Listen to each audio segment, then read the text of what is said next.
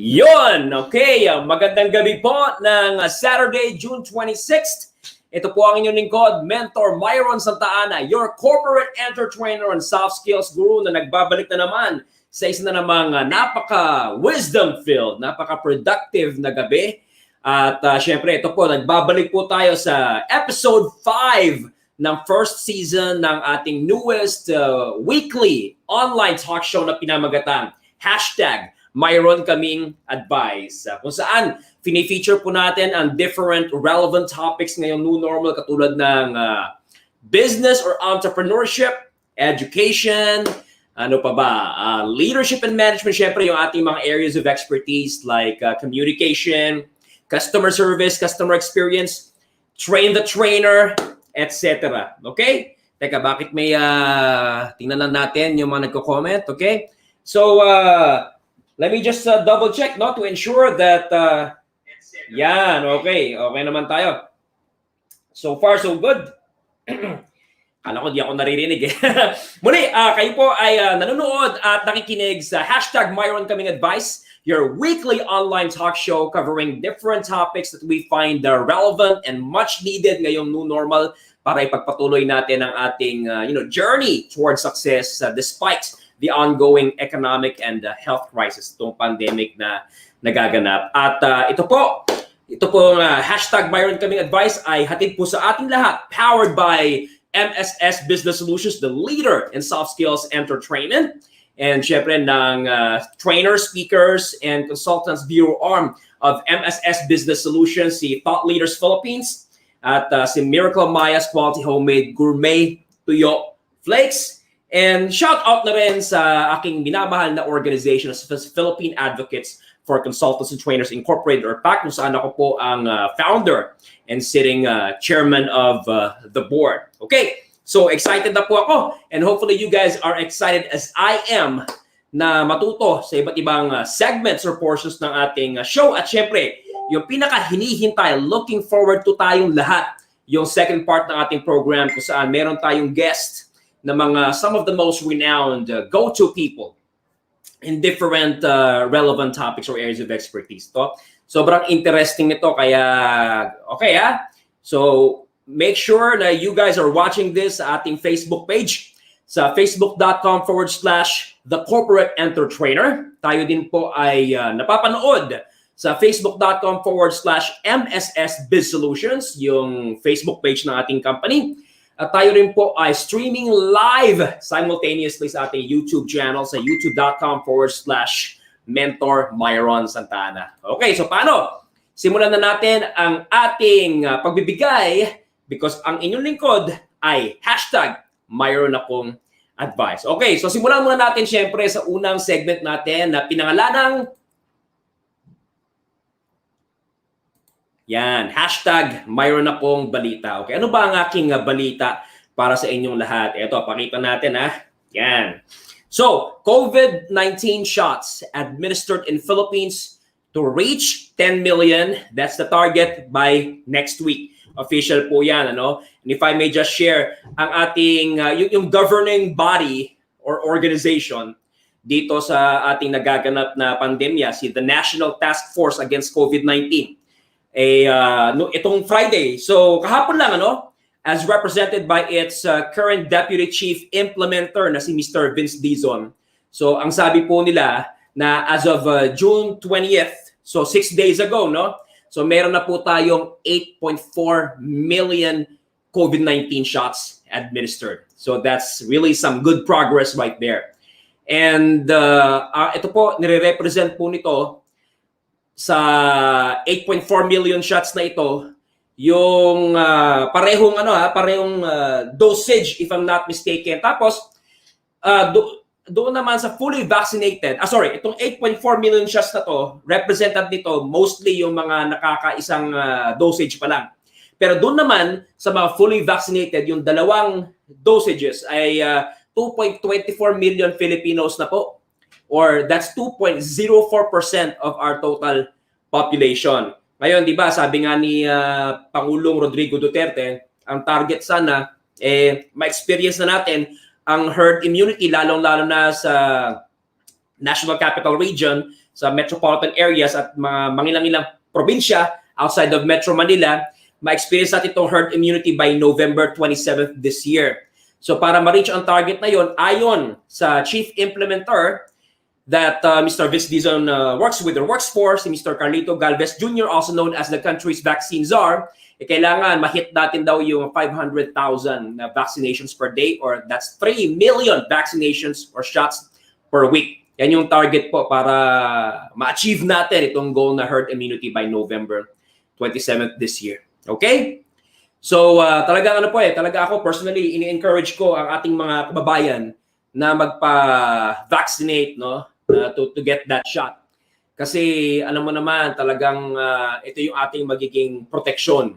Kasi sa inyo pong kaalaman, no? Merong bagong variant ngayon na talaga namang sabi nila mas nakakahawa according sa mga experts, itong Delta variant. At meron na pong mga kaso na pumasok sa Pilipinas at patuloy pa rin po ang pagdadagdag ng mga bagong active cases. Although masaya tayo kasi may mga nagre-recover at kahit papaano, kakaunting porsyento lang yung mga deaths, nandyan pa rin, okay, yung threat. And just to share with you, although once again, ang layunin natin ay kahit papaano, i-positivize itong nagaganap na economic and health crisis na ito, almost 1.4 million in total na po ang national caseload ng bansa. Kaya talaga napaka-laki, napaka-significanteng factor ang pine-play nitong vaccination na ito. Okay? So, yan po ang ating hashtag Myron akong balita. Okay? So, ito naman yung isa nyo pang hinihintay. Medyo positive naman na yan. Wala namang doubt doon. Pero syempre, tumungo tayo sa susunod na segment ng ating show na pinamagatang hashtag Myron akong good news. Okay? So, Mentor Myron, ano ba ang good news mo para sa amin? Ang good news ko po sa inyo ay eto. Ayan. So, shout out sa lahat ng mga, syempre, matutuwa, ma-acknowledge itong balita na ito na nanggagaling mula sa current Education Secretary natin na si Ms. Leonor Briones. So, according po sa kanya, mga private schools po ay aprobado na maaari na silang magsimula ng klase. By the way, before we continue with our hashtag Myron akong good news, i-acknowledge muna natin itong nag-comment na sa ating live stream. And this is coming from YouTube. Pakita natin. Yan, si Mr. Black Mamba. Good evening, Sir Myron. Good evening din po sa inyo dyan, mga kapwa natin na YouTube users, visitors, and fellow influencers, okay? And meron pang isang nag-comment, si Angela Gomez. Sabi niya, hello po, Mentor Myron. Hello din po sa inyo, Miss Angela. Salamat po sa inyong pagsuporta, pagtutok, at pag-appreciate sa content po natin sa YouTube. Okay? And then, meron na rin mga nag-like. Ayan, salamat po sa inyong heart. Ewan ko, merong isang sad face Hindi ko lang bakit may sad face. Anyways, bumalik po tayo sa ating hashtag Myron akong good news. So, what's about these private schools get now to start classes? Okay, so, private, ito po yung sakop itong balitang ito. Private elementary, tsaka yung mga and high schools, pati yung mga non-DepEd public schools. Meron po pala mga non-DepEd public schools? Yes, meron po. Ito mga non-DepEd public schools ay yung mga science high schools natin. So hindi pala po yan sakop ng jurisdiction ni education, okay? Tsaka yung mga laboratory schools ng mga public higher education na institutions. Parang nag-aral ako sa Polytechnic University of the Philippines sa Tamesa. Doon may lab high kami doon, PUP lab high. So yun pala, hindi rin sakop ng jurisdiction ng Department of Education. So according to the Secretary, Ms. Leonor Briones, pwede na raw po magsimula ng school year ang mga private elementary and high schools and non-DepEd public schools kahit bago pa man din ma-finally approve yung general school calendar for basic education sa school year 2021 to 2022. Pero meron pong kondisyones si DepEd, no? So, okay, sige, pwede kayong mauna sa amin ng mga public schools, pero ang dalawang kondisyones namin ay unang-una, walang i-allow na face-to-face classes. And pangalawa, dapat i-strictly implement nyo yung only distance learning modalities. Ayun. So yun po yung kautusan ng ating Department of Education. Okay? Sa leadership po ni Ginang Leonor Briones. Pero meron pang isang kondisyon. Ito mga magsisimula na ng klase, dapat isubmit daw nila yung requirements nila on readiness assessments as required by the Department of Education's orders. So wala pa pong final decision kung kailan magsisimula yung general school calendar, pero tatlo pong dates na pinagpipilian ng Pangulo. Siyempre, yung Pangulo po natin na magdedesisyon ay August 23rd, September 6th, tsaka September 13th. Ayan. At siyempre, alam naman natin lahat na ngayon, may mga pros and cons yan, may mga suporta, mayroong mga against, pero ang nagaganap ngayon ay talagang tinatawag natin na combination of different distant learning approaches. Okay? So, blended learning, ika nga. So merong, depende kasi yan, may mga eskwelahan na nagpapasurvey, ano? So may grupo na nasa printed module sila. Ito yung sinasabi nga nila, madugo talaga, no? At ang talagang mostly nagkakaroon ng sentimiento dito sa ganitong klaseng diskarte ay ang mga magulang, ano? Kasi talagang sila yung nagmumultitask sa paggawa ng household chores. Siyempre, yung mga employee, may sariling negosyo, minumultitask nila. Tapos ito pa, kailangan tutukan yung mga anak. And then, syempre, yung ating mga minamahal na guro ay kailangan din mag-follow up every now and then. And then, meron din naman may option na digital modules. Okay? Kung may access sila, syempre, sa internet. So, nandyan din yung magkasamang collaborative usage ng internet, television, at radio. Ako, saksi ako dyan kasi merong pinadala dito yung eskwelahan na yung may radyo na kasama. So isa yan sa mga investments ng ating Department of Education. Ayan. So, yan po ang ating hashtag kung bakit siya kung bakit siya hashtag mayroon akong good news. Kasi alam naman po natin lahat na ang education industry, kung hindi man isa yan sa mga pinaka-affected po na industriya. As a matter of fact, adult learning, okay, itong adult learning in the development industry kung saan kabilang po tayo, kasama din po tayo sa education. Yun nga lang, nandun tayo sa adult learners, okay? So ako, I really empathize with not only the owners of private institutions, no? Private educational institutions, but also, syempre yung kanilang teaching force, yung non-teaching staff nila.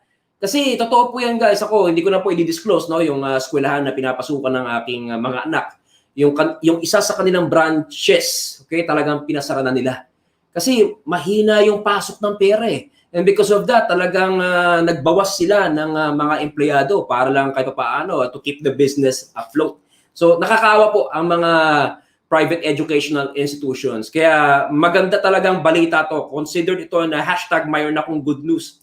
Kasi kahit paano, makakapagpatuloy na kagad sila ng operasyon nila. Kasi marami silang mga empleyado, both teaching and non-teaching, na umaasa rin. Okay? Kaysa tanggalin sila sa trabaho, di ba?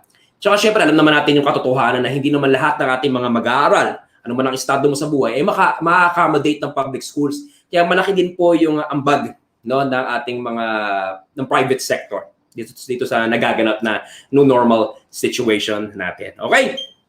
So, tumungo na po tayo sa ating next segment na hashtag Myron akong tip. Okay? So sa ating pong tip, gusto ko pong i-share sa inyo to. No? So for the past 4 episodes, ang sinishare po natin mga topic tungkol sa communication, particularly English proficiency, correction, and enhancement. No? So ngayon, communication pa rin, pero more of leadership. So ipakita natin to ha. So hopefully kahit nakaharang ito ay naririnig niyo po ako, pero let me just go ahead and double check yung ating mga streams na kahit nakaharang ito ay patuloy niyo pa rin po akong naririnig. Teka, meron lang konting delay. Yan, okay. So naririnig naman. So ito ang pag-usapan natin, no? At medyo fast-paced lang tayo kasi meron pa tayong hashtag mayroon akong advice, okay? So if you are a supervisor or a manager and you would like to differentiate yourself from the bad ones and you want to ensure na syempre hindi ka mapupunta doon sa bad manager side or currently hindi ka categorized na ganun. So let me go ahead and differentiate po sa inyo ang bad manager tsaka ang great manager. Mabilisan lang. Ang bad manager guys, they tell employees what to do. So, commanding ang approach, no? Palautos, do this, do that. Kumbaga, not empowered yung mga empleyado. Kumbaga, sila ay parang mga disusi na ang kanilang pag-iisip, ang kanilang pagkilos, ididikta ng supervisor or manager. Na mayroong paniniwala na, mas matagal na ako sa kumpanya sa inyo mas mataas ang posisyon ko sa inyo or something like, mas matanda ako sa inyo So makinig kayo sa akin. Hindi po ganon. Bad manager po tayo pag ganon. Instead, ang great manager, we engage o actively involve yung ating mga tao na tulungan tayong mag-decide. Alam mo, ang isang magaling na leader, ina-acknowledge niya na hindi man siya ang pinakamatalino, pinakamagaling, pinakamahusay sa kumpanya sa kanyang team.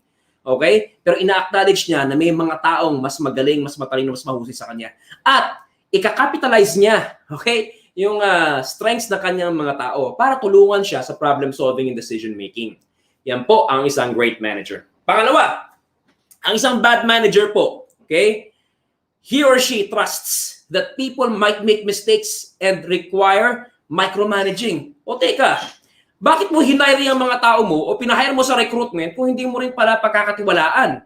Right? Yung mga hinire mo na sinasabi mong quality people, you have to trust that hindi man sila perfect, okay, they're not so much into making mistakes, that they're able to do their job well, di ba? Kaya hindi mo na kailangang i-micromanage yung mga yan. Siguro monitor lang every now and then kasi kasama naman sa performance management yan Pero yung talaga namang bantayan mo every now and then thinking na baka magkamali at dahil ikaw ay perfectionist, disciplinarian, ayaw na ayaw mo, mapahiya ka. Huwag naman ganun. Okay? Hayaan mo silang gawin nila ang kanilang dapat na gawin based on their job duties and responsibilities. Kasi sila naman na may pinag-aralan, tapos sa kolehiyo, baka nag-master's doctorate pa nga yan. Hindi ba? Tsaka hindi naman siguro yan, kumbaga, first time nila. Okay, wait lang ha. Ba't nag-iingay yung ating sound system? Okay.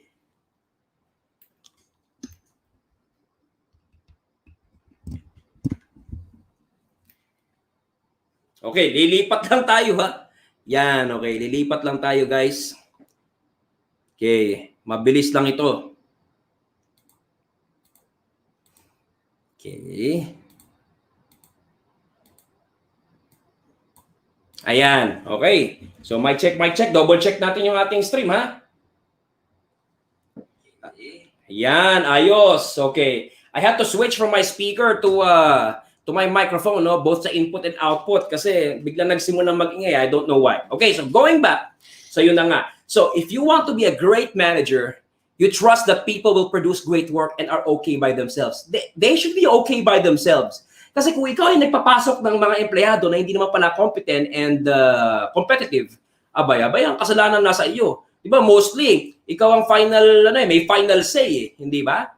So, there you go. Okay, now, bad managers feel insecure or threatened when their people are smarter. Teka, hindi ba para ang mga mismong tao mo na nagre-report sa iyo, para mga kapatid mo yan, anak mo yan Di ba? So, why would you feel insecure? Ang great manager, instead, you will feel proud or lucky when your people are performing really well, when they're actually better than you, right? Because gato yan guys yung kalidad ng pagtatrabaho at kalidad ng pag-iisip ng mga tao mo, reflection yan kung gaano kagaling o kahusay yung kanilang supervisor or manager. So matuwa ka kapag sila'y pinupuri ng ibang tao, o who knows, baka in the future, ma-promote ka agad. Kasi, ang galing ng kanilang supervisor or manager. So, walang lugar yung ikaw makaramdam ng insecurity or threat. Okay? So, be a great manager instead.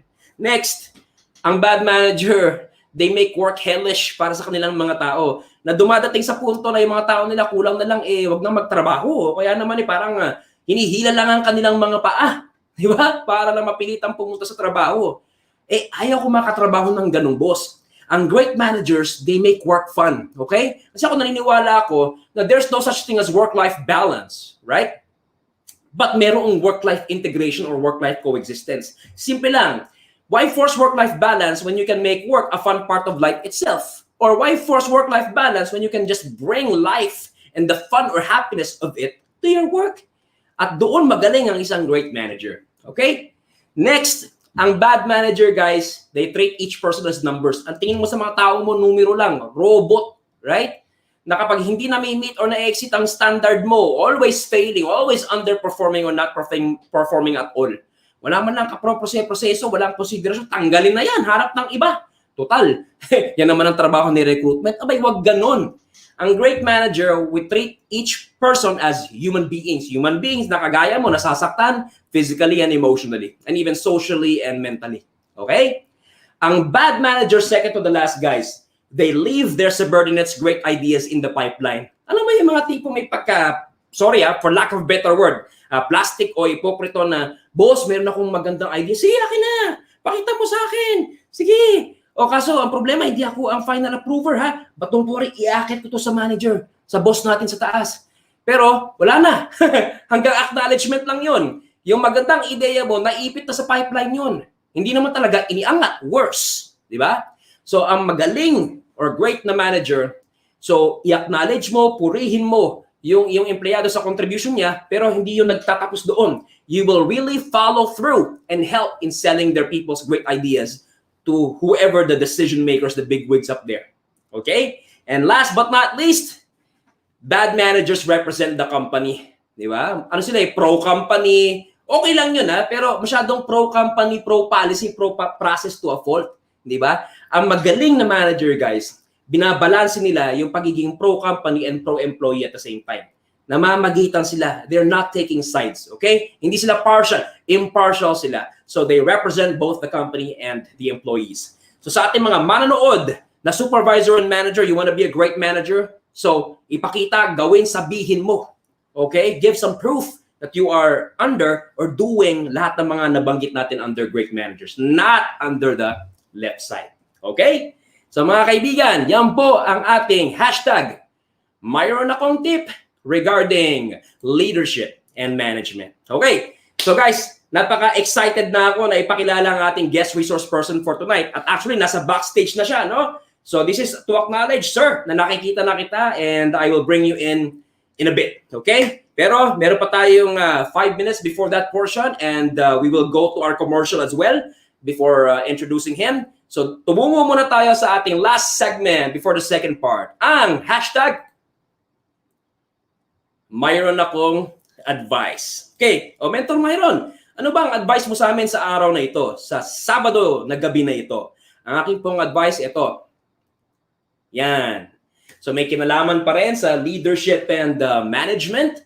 So a true leader is someone who doesn't only produce results and show efficiency in what he does, but is also one who replicates himself by developing his people. Okay? Kasi minsan talaga, kapag supervisor or manager ka na, minsan, alam mo yun, na-promote ka to oversee a department, a team, a group. Na-promote ka to be able to supervise people. But ang problema kasi, meron ka ring sariling metrics, meron pa ring sariling pinagagawa ang boss mo sa iyo. Meron sarili ka pa ring mga duties and responsibilities. So isa sa mga challenges ng mga supervisors and managers, paano kaya mababalanse ko o mamamanage ko yung aking priorities at ang aking sarili na quality yung aking devotion sa aking sariling mga KPIs, pero hindi ko nakakalimutan, may department, may tao pala ako. Okay? So, dapat hindi lang tayo nagpapasiklab sa sarili nating boss sa taas. Kasi tayo, may tao din tayo. And for sure, yung mga tao na yun, nagpapasiklab din sa atin. So, pansinin naman natin yung pagpapasiklab nila. So, you have to produce your own results and you have to show efficiency. Baka kasi meron ka pangarap na mas tumaas pa, higher sa iyong posisyon. Pero wag mong kalimutan na may mga tao ding umaasa sa iyo sa baba. Okay? So, ang magaling na leader, guys, you replicate yourself through your people. Yan po ang ating hashtag, Myron akong advice. Okay? So guys, magko-commercial po muna tayo at sa pagbabalik po natin, i-introduce ko na ang ating guest resource person. Alright? At napaka-special po ng taong ito. I will let you know why later on. Okay? So, let's go ahead and have our commercial. And then when we come back, we're gonna talk about this topic. Ayan. The state of the educational technology and the challenge of the academe in the Philippines amidst the pandemic. Tama-tama yan kasi yung ating mga news kanina about the education, di ba? So, ipapakilala ko yung pangalan na yan na nakikita nyo. Okay? So, please don't go away. I'll be right back. Kayo po ay nanonood at nakikinig ng hashtag Myron Kaming Advice, your weekly online talk show. I'll see you in a bit.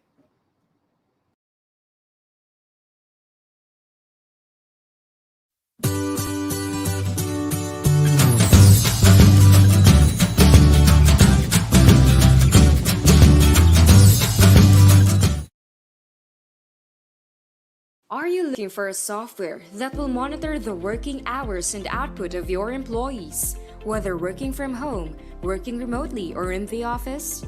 A software that your employees will appreciate, as everyone will be pulling their weight? Well, look no further, because Workmate is here. Workmate is a time tracking and remote monitoring software with collaboration or project management feature and a planner. Yes, you heard it right, just like your 3-in-1 coffee. So relax, have a sip, and click the link to know more.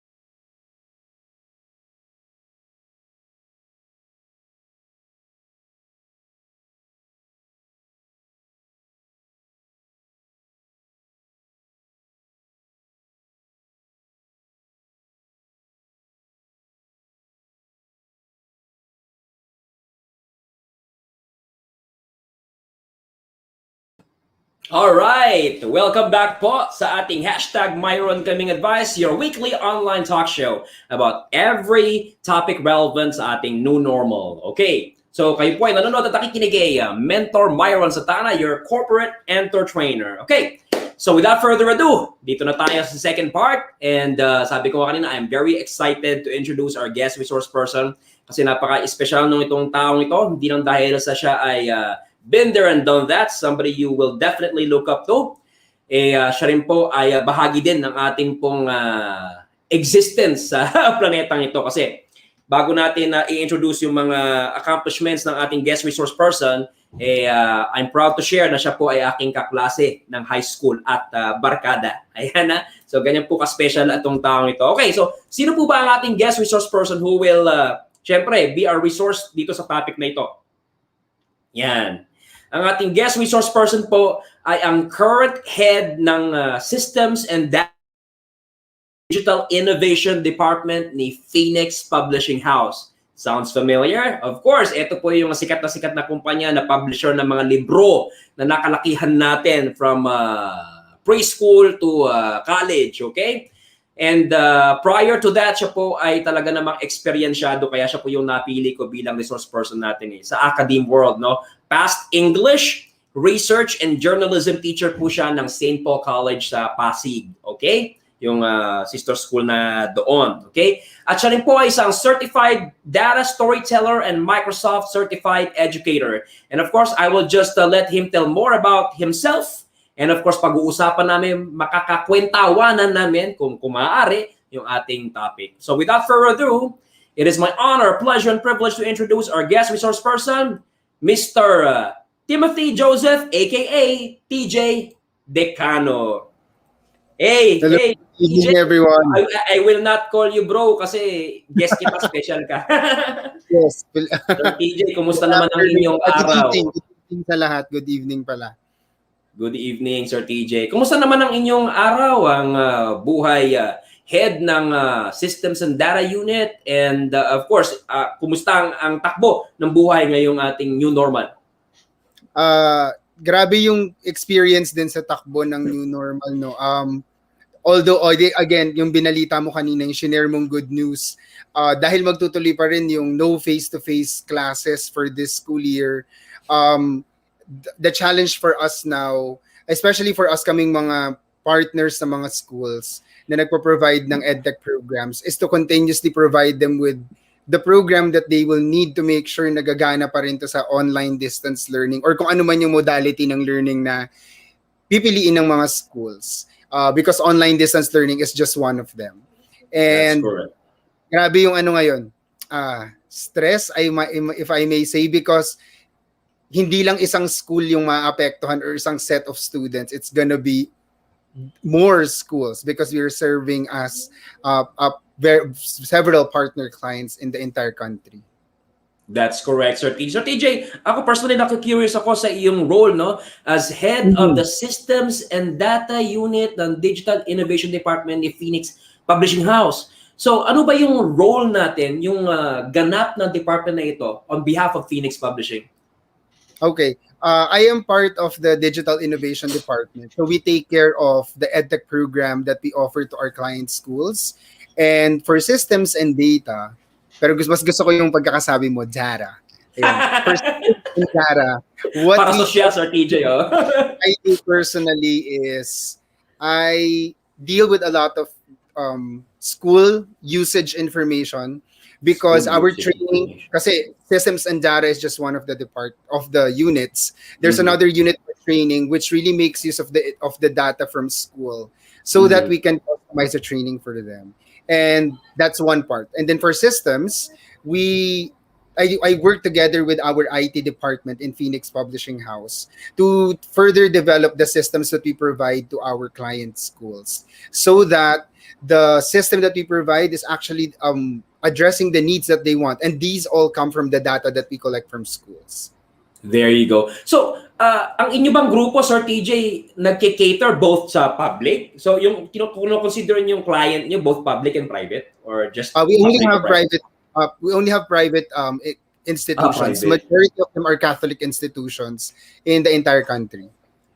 So, Sir TJ, how does it work? Kasi alam naman natin katulad ng shinare ko kanina, no? Talagang adversely impacted ang mga private schools. Matter of fact, daming nagsasara, no? Kasi konti yung pumapasok na pera, so magbabawas sila ng mga teachers. Ang mga teachers lumilipat sa public schools, ganun din, nagbabawas sila ng empleyado. Worst case scenario, may mga nagsasara. So, ano yung impact nito since sila yung inyong target clientele sa inyong provision ng educational technology products and services? Ayan. Thank you for asking that question, Mentor Myron, because we at Phoenix Publishing House, we really try our best because our mantra in the company is really to make sure that we can help in nation building. So we try our best to provide the kind of support that we can give to the schools, not just through the EdTech program that we have, but we also offer our print products. Our print products also created various products that can be used for modular distance learning kasi that's another way of doing distance learning nowadays. But I can speak more about my department, which is digital innovation, and we really try our best to provide as much support to the teachers as we can. Last year, grabe, hindi kami napapahinga. Yung training department namin hindi napapahinga sa professional development for teachers, and we continuously support them.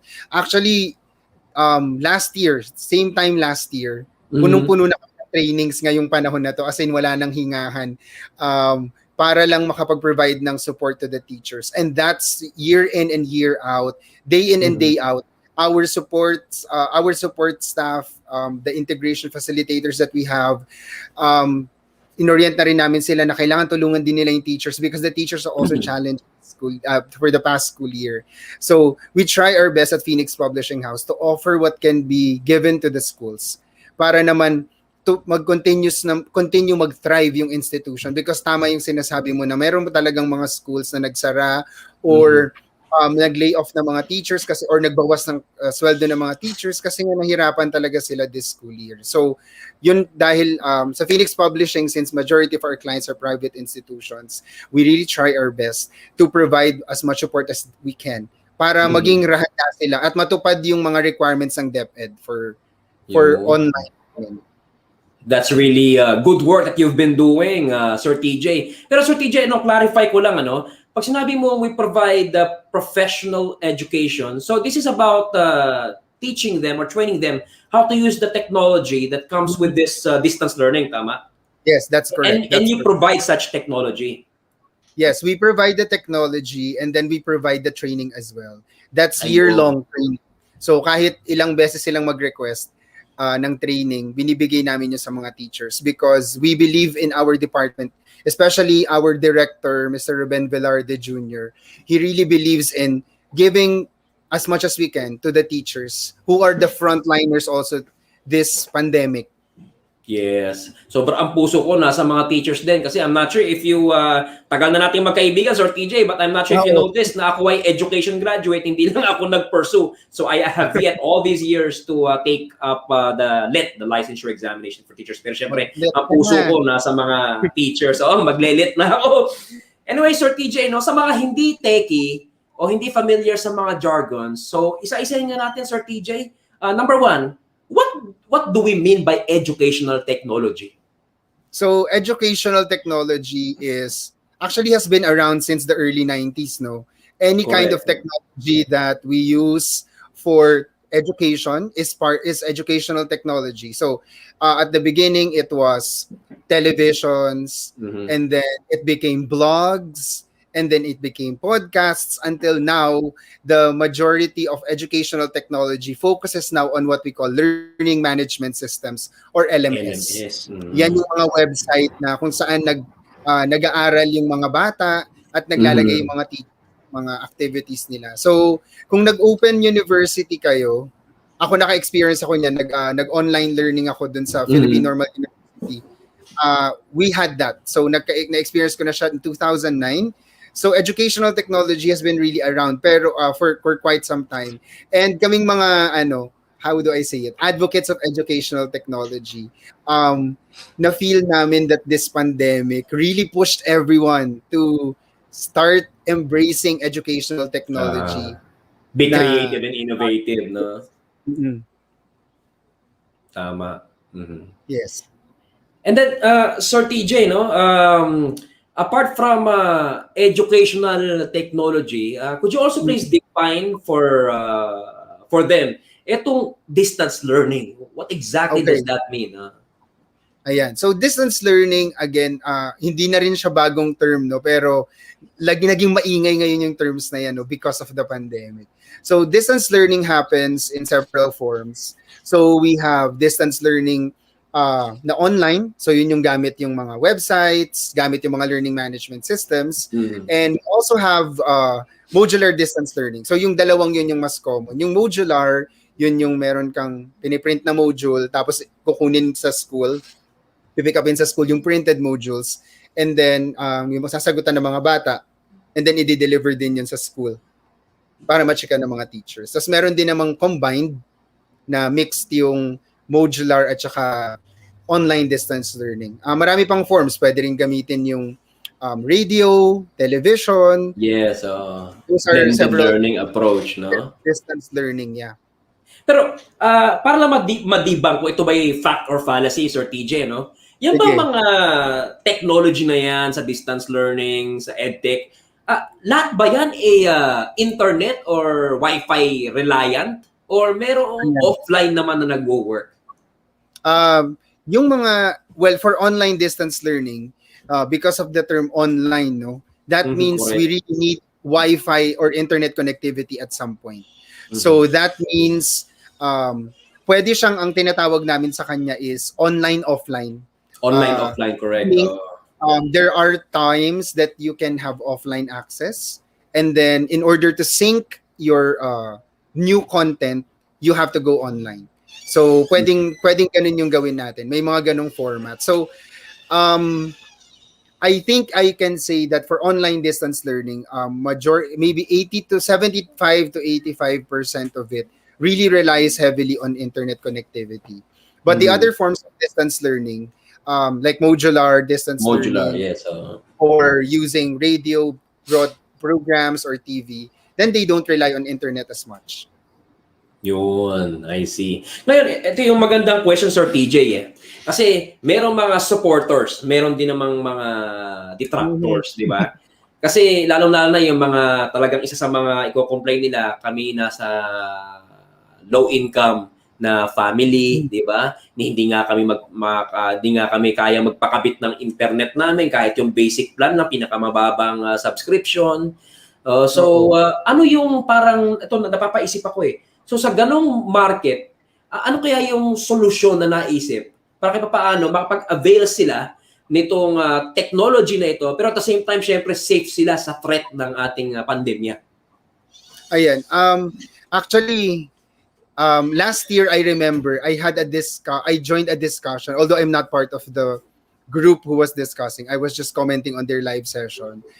Specifically, sa UP Los Baños, I think they were discussing whether to continue with the school year last year, because that's true that low income families would really have a problem with accessing internet. But we're thankful, I think, for telecommunication companies, because a lot of the telecommunication companies now offer, di pala past tense kasi continuous pa din. They offer data plans that allow the kids to use for example, DepEd Commons. They can access that for free, quote unquote. Meaning free dahil hindi sila magsuspend ng data. Pero para siyang Facebook, parang ganun yung nangyayari. So pwede nilang ma-access. But again, the question there is, do they have the cell phone or the gadget? Yes. So, access that. So, kailangan pa rin bumili ng cellphone. Hindi pwedeng feature phone, di ba? That is true. Kaya isa sa mga tinatanong namin lagi, isa sa mga support, ayan, speaking of data, I also included in our data for the schools to ask the percentage of students who make use of, who rely on technology. And then we told teachers that they can also, and I think they did this, our partner schools did this, nag-interview sila, sino sa mga schools or sa mga students nila yung nakadepend, walang internet connectivity or hindi maganda yung internet connectivity or walang gadget or nagsishare ng gadget with another sibling or with their parent, nanghihiram lang sila sa ganyan. So ang naging again, a part of the discussion of everyone is one of the solutions would be to really offer as much choice as possible. So very important yung term ngayon na student voice and choice.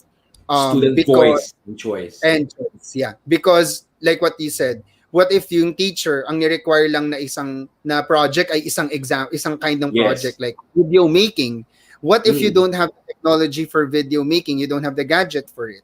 So one of the things last school year that we discussed among all ourselves, among teachers all over the country, pinag-agrihan namin lahat talaga to na student voice and choice is really very important, because you have to give them an option na what if wala akong technology, what can I use? So that it becomes equitable. Yun yung tamang term, no? Equitable for everyone. That's correct. So Sir TJ, ngayon napag-uusapan natin yung costing, yung affordability, investment, accessibility. Isa pang magandang siguro malaman ng ating mga viewers yung comparison ng in-person face-to-face learning sa online learning in terms of its effectiveness. Kasi alam mo naman, Sir TJ, trainer din ako, no? At ako, I would admit, okay? I would admit na in terms of effectiveness, mas effective pa rin talaga yung yung in-person face-to-face. Halimbawa, alam mo naman yung mga one-day program na from 8 a.m. to 5 p.m., ang hirap i-replicate yon sa webinar. Lalong-lalo na kung hindi naman nakakapag-on ng webcam or video, di ba? Hindi mo alam, nakikinig pa ba ito, natutulog na o lumaboy na, di ba? Oo, so meron ba mga pag-aaral na halimbawa initiate ni Phoenix or somebody else na nagsasabing kahit pa paano hindi naman masyadong malayo yung effectiveness ng online learning, lalong-lalo na para sa mga hindi masyadong supporters nitong mode na ito? Ayan. I like this question primarily because, again, that depends heavily on data. That's why kami sa Digital Innovation Department, sa Phoenix ARALinks, that's the program that we offer to our schools. Meron din kami evaluation. We ask them, although this is not a formal evaluation of the effectiveness of online distance learning, but it's more of the evaluation of how the teachers did the teaching this school year. A while ago, because I told my nieces, nandito sila sa harap ko ngayon. Hello, mga pamangkin, Decano family. They asked me actually kung ano daw yung pag-uusapan namin. Parehas silang naka-experience ng online learning, lalo tong isang pamangkin yung pinakabata kasi first time niyang mag-aral, tas online learning pa.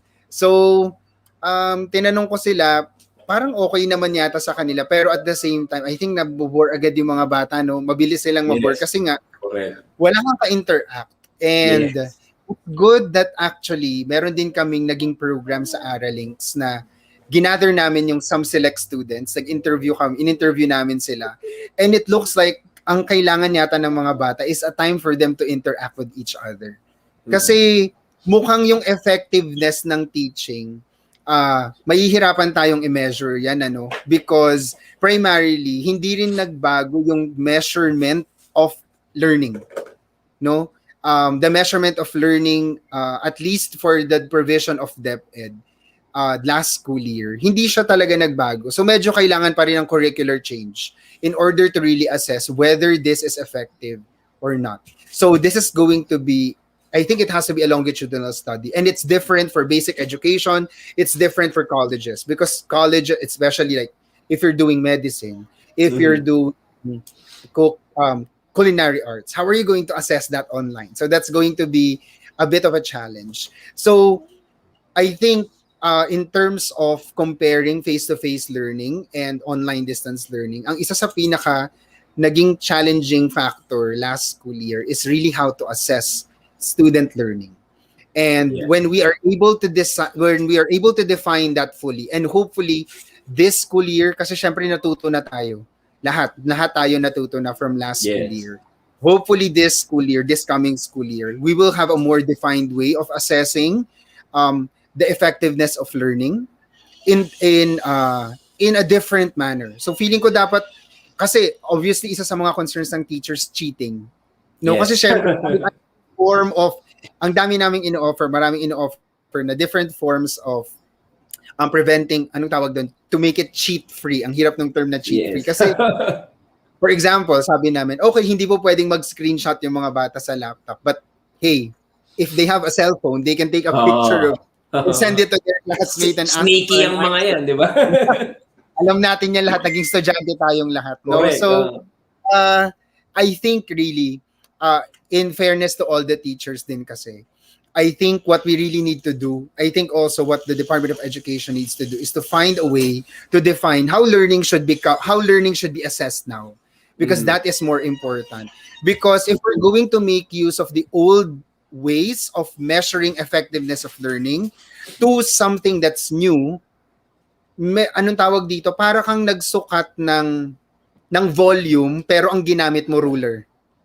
Does that make, I hope that makes sense to you and to the audience. So parang you're using a different tool to measure something new. So it has to, I think kaya rin natagalan din ng DepEd before they decided to come up with the grading system this school year. Last year at least, lumaki yung percentage of performance tasks. And really, the challenge for the teachers was, how do we, go back, student voice and choice. So yun yung isa sa pinaka naging challenge teachers. But at the same time, they have to be authentic assessments. Kasi syempre, lahat ng bagay ngayon pwede nang i-google. Grabe. Alam mo ba, Sir Myron, na meron ng mga websites na pwedeng mag-solve yung website ng math problem for the kids. Automated. Nung time natin, hindi. Bawal pa tayo So, yun pala questionable na kung talaga, teka, ito ba mga estudyante ko natututo talaga o nagpupunta ng mga cheating websites, ganyan? Correct. Pero ang maganda dyan sa sinabi rin, when we interviewed kids, ang maganda rin sa sinabi ng mga bata, then give us something that we cannot answer simply by using the textbook or Google. Yes. Yun yung isa. In fairness to the kids, no? Kasi feeling ko kahit yung mga bata din, mabubore din sila na ano ba yan? Yung test, nakikita ko din pala yung sagot dito sa book. Di ko kopyahin ko na lang. But the challenge for the teachers, and I think a lot of them were able to meet and hurdle that challenge, was to come up with authentic assessments na hindi talaga pwedeng kopyahin. Anyway. Talagang iba ng ang effect ngayon, no? 'Di ba? Bigla ko lang pumasok lang bila sa isip ko dati, kung gusto mo maging sikat na na personality, celebrity, actor, actress, ganyan, dadaan ka na yung mga tipong reality search ganyan, 'di ba? Ngayon, basta gumawa ka lang ng talagang attention-getting na content, like let's say sa TikTok, at talaga namang dami mong nakukuha ang atensyon, di ba? Magiging instant celebrity ka na kaagad, no? Ngayon nga, yung mga TikTok influencers, mas sikat pa, mas kilala pa, o talaga mas parang may kita pa sa mga artista, di ba? So, Sir TJ, speaking of DepEd, kung ikaw ay nasa shoes ni DepEd, and decide, okay? Ano sa tingin mo yung tulong na hihingin mo sa kanila para yung educational technology, para ma-aid yung learning, mapapublic man yan o private, okay? Mag-improve pa or mag-adapt pa sa pangangailangan ng new normal. Okay. Kumbaga parang wish list mo kay DepEd. Okay, thank you for that question because I also have been thinking about this na kung merong i-wish sa DepEd, ano kaya yung pwedeng i-wish sa kanila? Correct. One of the things that we really need right now is to really make sure to start executing the internet connectivity infrastructure in the entire country. I think that was 5G, no? Oh, that project was in 2010. If you remember the ZTE deal that had controversial deal that had political issues at that time, but the intention of that was to make the entire country connected. So that's really one of the things that we need. Because hindi rin natin made-deny, no, sobrang daming advantage din ka talaga ng online learning. Ang isa dyan, matutulungan namin yung mga teachers, and this is what we are happy about. Even prior to the pandemic, we have been helping teachers lessen their their clerical work, which is checking quizzes. Yes. So that's really one of the things that can help, no? Another thing, which is to improve the internet connectivity in the entire country, reach up to the nationwide Sulu and reach Batanes. And dun pa sa mga spread out to all the different more rural areas of the different provinces. And I think it's another thing will be to start probably bringing back educational television and radio programs. And I think that it started doing that. Ano ba yan? Mga matinig, siniskwela. It's really one of the things that can really help because kahit saan merong radyo at may TV. Although ako wala akong TV. But hindi ma-obsolete yan no? Kahit na may internet na no? Lalo sa bansa natin na medyo archipelagic. So medyo mahirap pa rin talagang gawin yung infrastructure ng internet connectivity in the entire country. But I hope that kasi radio and TV are already there. But speaking of internet, I hope the DepEd can also push the Department of Communications and Technology, the ICT, to pressure them also, to pressure internet service providers to make our internet connectivity cheaper and more affordable because we're paying so much for very, very low bandwidth speed. Grabe. Buti nga pumasok pa na ibang players pangatlo na. Hindi naman tayo nagpo-promote. Pero dahil may pumasok pa akong player, medyo na-challenge yung mga ISPs natin. So sana makagawa ng mga bills and sana DepEd can help push the ICT and the Congress to pass that bill na pabaan yung internet connectivity payment natin kasi tayo yung pinakamahal talaga. We have one of the internet connectivity bills or fees in the entire world.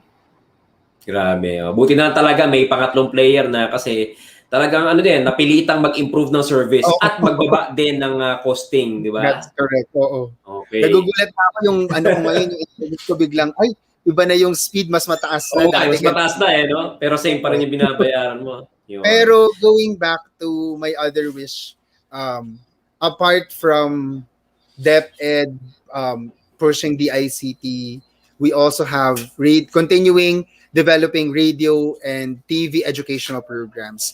The one last thing will be to come up with ways to help the teachers design authentic assessments because the teachers really need that support because alam naman namin lahat yan mga guro ng sangkuguruan na hindi lang pagde-design ng lesson ang ginagawa ng teachers. Of course. Kami na yung nag-design. Kumbaga ganito, di ba pag magtatayo ka ng building, may magde-design nun, may architect, may civil engineer, tapos merong ano yun, merong nagko-construct, may construction firm. Yes. Ang teachers hindi. Lahat yung tatlong yun, kami Sa yun. kanya. Kami Oh. yun. Kami yung magre-ready ng Different material. hats. Kami rin yung mag-execute. So, tas kami pa yung mag-check. No, yung check. So, meron pa, may fourth pa na role. So, it's really very challenging. And one way to help the teachers is to provide them with means or even training, no, to do authentic assessments. And at Phoenix Aralinks, that is something that we are discussing among ourselves, me and my fellow educational technology specialists, so that, ano nga to, ang tawag namin dito, ito na yung tulong namin for nation building. Para matulungan namin yung mga guro na makagawa ng mga authentic assessments. Yeah. Para hindi na tayo mahirapan sa pag-cheat, pag-make ng activities na cheat. No? Kasi hindi talaga magiging cheat pag distance learning. That's correct. Very well said, Sir TJ. Sir TJ, nako, 1 or 2 minutes na lang ang nalalabi. So, final 2 points na lang, Sir TJ.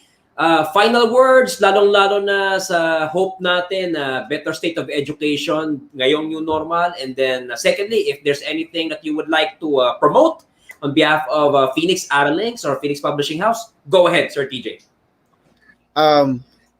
I would like to use this opportunity to really thank all of the teachers on behalf of the entire nation. I would like to thank all the teachers for dealing with the challenge of last school year and passing with flying colors. Grabe po yung paghanga ko sa mga teachers ngayon. Kasi kung naging guro po ako ngayon, grabe siguro yung challenge. Although, I also would like to think that this was an opportunity to become creative. Yes. So, my message to all my fellow educators in the entire country and even in the entire world, if you're watching here also, continue being creative. Because really, sky's the limit. That's cliche, but it's a cliche for a reason. Because that's really the limit of what we can do this school year.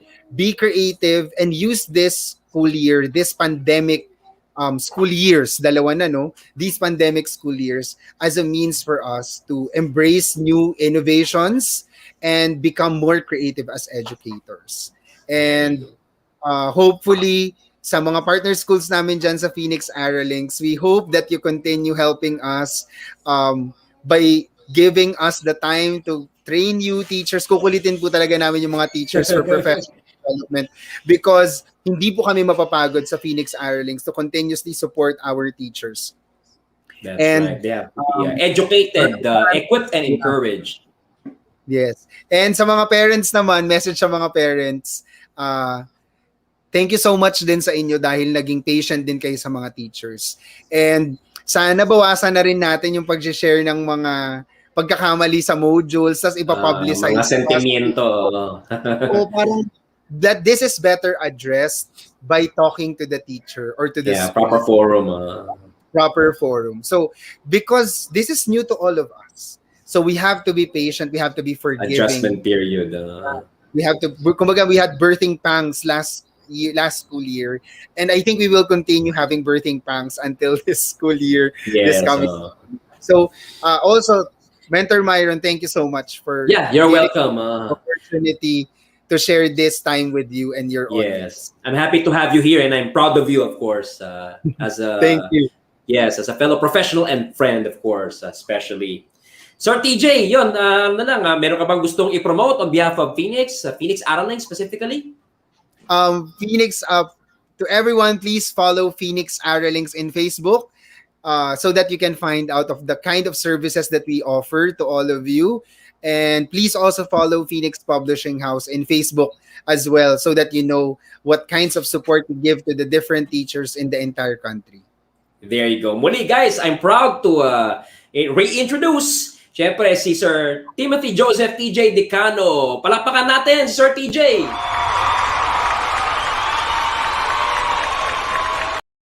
Sir TJ, maraming salamat and enjoy the rest of your evening. Goodbye, sir, bro. Bye. Thank you. Bye. All right. So, there you go, guys. Ang dami kong natutunan. No? Talagang sobrang happy ako at nakakwentuhan ko ang aking kaibigan, kaklase at syempre fellow educational practitioner, no, si Sir TJ Decano. Yan po. Yung po ang state ng educational technology and academe sa Pilipinas, hatid sa inyo. At yung po ang aming advice. Okay? So, next Saturday po, abangan nyo po at maging excited po kayo dito kasi ang i-feature naman po natin sa next episodes ng #Myron kaming advice ay mga startup owners, mga SME founders and investors, okay? Importante po yan kung gusto niyo pasukin ang mundo ng pagdinegosyo, ito mismo mga been there and done that ang tutulong sa atin so that ma-enjoy natin yung becoming an entrepreneur. Alright? Siyempre, isa yan sa mga bagay na pwede tayong mag-switch to as an option ngayong pandemya. Alright? Because dati, surviving. Ngayon, hindi na. It's about surpassing. Okay? So guys, tapos na po tayo sa gabing ito. Muli, ito po ang inyong lingkod. Mentor Myron Santana, your corporate entertainer and soft skills guru na nagsasabing, let's enjoy the rest of our weekend and spend quality time with your family after this. Goodbye, guys.